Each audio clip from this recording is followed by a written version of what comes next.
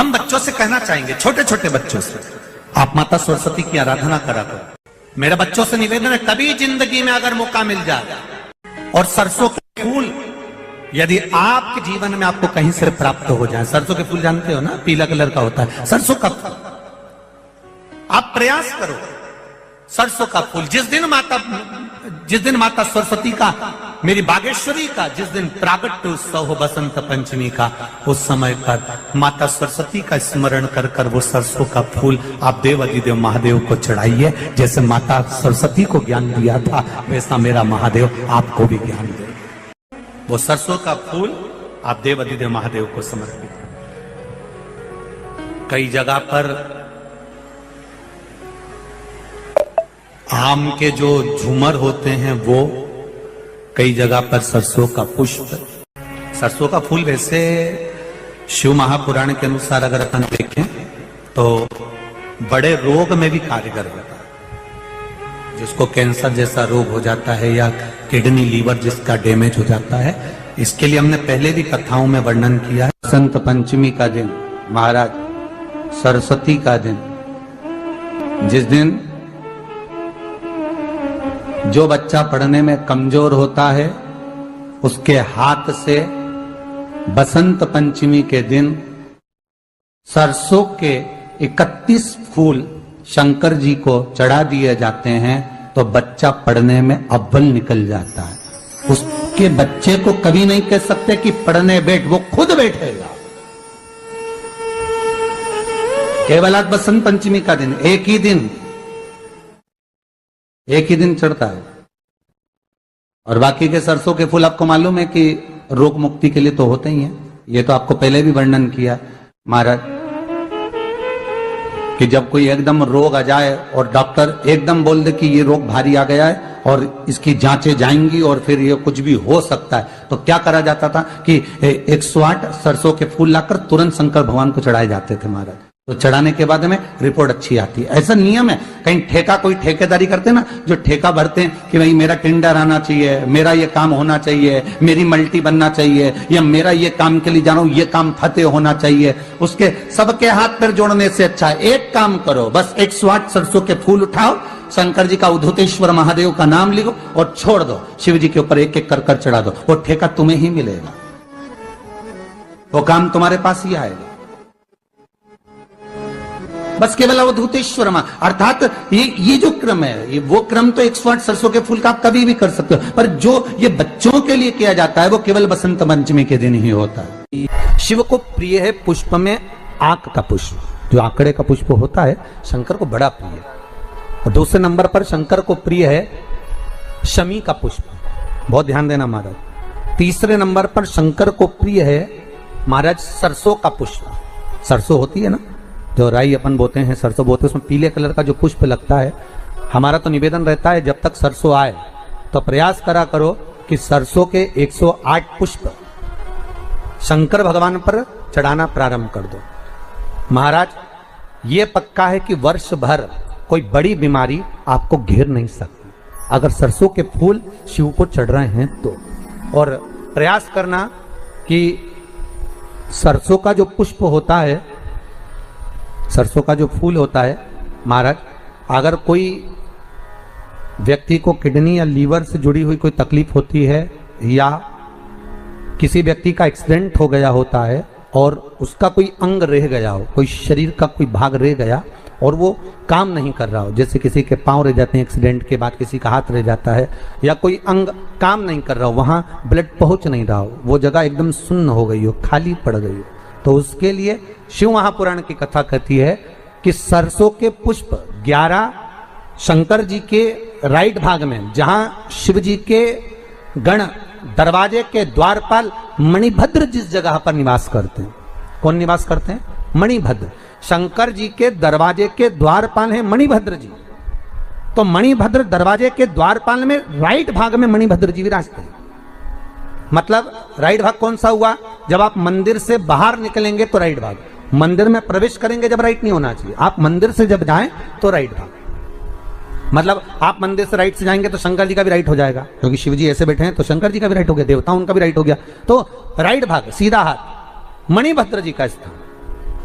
11 सरसों के पुष्प मणिभद्र के उस द्वार पर आप रख दीजिए, और मणिभद्र के द्वार पर रखकर अंदर जाकर 108 वापिस जब आप बाहर निकल रहे हैं, ये पुष्प आप रखने के बाद एक बार बाहर जाएंगे, फिर वापिस आएंगे मणिभद्र रखने के बाद, और अंदर जाकर 108 सरसों के पुष्प शंकर को समर्पित करेंगे महाराज। उस सरसों के पुष्प जो शिव जी को आप समर्पित कर रहे हैं उसको वापिस लेकर आएंगे, श्री शिवाय नमस्तुभ्यम बोलकर उस सरसों के पुष्प को महाराज सरसों के तेल की बोतल में उसको प्रदोष काल में उस तेल को वापस ले जाकर चढ़ा दीजिए शिव जी को, उसको वापस लेकर आ जाइए। उस तेल का प्रयोग आप नाभि में डालिए, और जो शरीर काम नहीं कर रहा उस स्थान पर कम से कम 15 दिन 20 दिन तक उसकी मालिश करना प्रारंभ करिए। बाबा चाहेगा तो चलाने का प्रयास कर देगा और वो अंग वो शरीर काम करने लगेगा।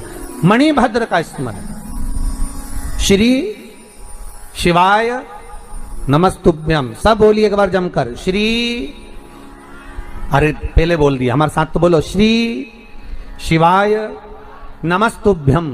भगवान शिव के मंत्र का स्मरण कर कर करते सरसों का जो पुष्प है उसमें आनंद की अनुभूति है, आनंद की। जी का एक नाम शारदा है, क्या नाम है, जम के बोलिए जरा, शारदा। ये शारदा नाम कहां से पड़ गया? सरस्वती माता को शारदा नाम किसने दिया था? भाई नामकरण होता है तो हमारे यहाँ तो आज भी नियम है महाराज, ये बुआ कोई नाम बताती है, मामा जी कोई नाम बताते हैं, और दादाजी कुछ बोलते हैं, कोई बोलेगा टिक्कू, कोई बोलेगा पिक्कू, कोई बोलेगा कुछ, सबके नाम अपने अपने रहते हैं, कोई प्रेम से क्या बोलता है। तो सरस्वती का शारदा नाम किसने प्रदान किया था? माता सरस्वती को शारदा संबोधन किसने दिया था? माता सरस्वती को शारदा का संबोधन किस समय पर प्रदान किया गया था? जिस समय पर शंकर और पार्वती भ्रमण पर निकल रहे थे और भगवान ब्रह्मदेव सरस्वती को ढूंढ रहे थे, और माता सरस्वती को ढूंढते हुए ब्रह्मा जब भगवान शंकर की साक्षी में पहुंचे हैं, तब भगवान शंकर से ब्रह्मदेव ने कहा, आप कहीं सरस्वती को देखें तो मुझे भेजिएगा, मेरे पास में भेजिएगा। शंकर भगवान ने उसी समय पार्वती से कहा, पार्वती, जैसे एक स्त्री जो पतिव्रता धर्म का पालन करने वाली है, एक नारी पतिव्रता धर्म का पालन करने वाली होती है, पति को परमेश्वर मानने वाली होती है, पति के चरणों का रसतत्व ग्रहण करने वाली होती है, तो वो पर पुरुष का स्मरण नहीं करती। उसी तरह एक पति जो अपनी अर्धांगिनी के साथ में रहे और अर्धांगिनी के साथ चले, तो पर नारी का स्मरण नहीं होना चाहिए। तो एक काम करो पार्वती, तुम उस सरस्वती को बुलाना प्रारंभ करो। अब पार्वती जी ने कहा, सरस्वती तो मेरी बहन जैसी है, सरस्वती तो मेरी सखी जैसी है, अब मैं उसको अगर बुलाऊं, आवाज दूं, अच्छा नहीं लगेगा। तो माता पार्वती जब ढूंढते ढूंढते ढूंढते ढूंढते शंकर भगवान के साथ में भ्रमण करती करती पहुंची, तो क्या देखती है माता पार्वती कि एक सरोवर के पास में माता सरस्वती बैठकर सरोवर में अपना मुखाग्रविंद देख रही थी। श्वेत वस्त्र था मेरा माँ का, और बड़ी सुंदर गले में माला पहन रखी थी माता सरस्वती ने, और एक सरोवर में माता सरस्वती अपने मुख को जब निहार रही हैं, उस दर्पण के भाव में अपने प्रतिबिंब को देख रही हैं, तब उस समय पर माता पार्वती ने कहा, शारदा, सरस्वती को लगा कि मेरा संबोधन ये किसने कहा, पलट कर देखा, सरस्वती ने कहा, पार्वती तुम? हाँ, मैंने तेरा जो दर्पण में प्रतिबिंब देखा है, तेरा स्वरूप देखा, पर तू इतनी सुंदर है, इतनी सुंदर है, पर तेरा जल में जो स्वरूप देखा ना, वो नीला दिखाई दिया, थोड़ा सा श्याम दिखाई दिया, इसलिए मैंने तुझे शारदा कह दिया। आज भी हमारे मध्य प्रदेश के कटनी और सतना के बीच में मैहर में आज भी शारदा भवानी विराजमान है। धार जिले में जाएंगे तो बाग क्षेत्र में माँ बागेश्वरी, माँ शारदा आज भी विराजमान।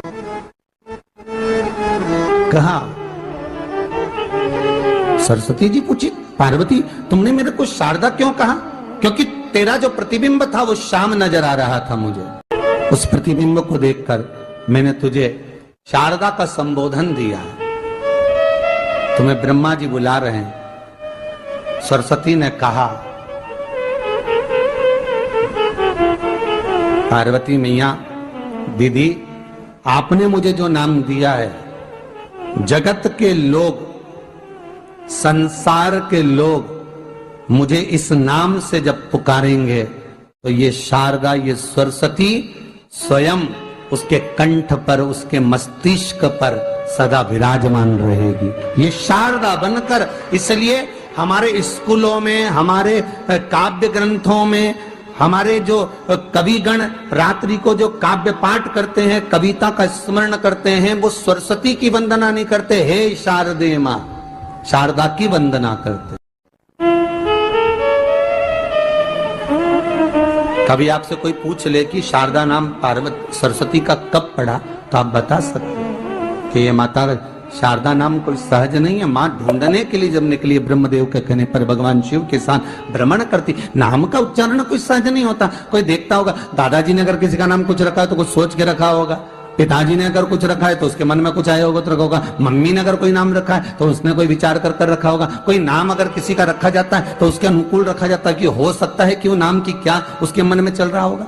तो शारदा का संबोधन कोई सहज नहीं है। माता सरस्वती का एक नाम शारदा हुआ, इसलिए संबोधन में सरस्वती कम शारदे मां ज्यादा बोला जाता है। आप कव्य पाठ कर लो, नाम जाप कर लो, स्मरण कर लो। बसंत पंचमी का दिन महाराज, सरस्वती का दिन,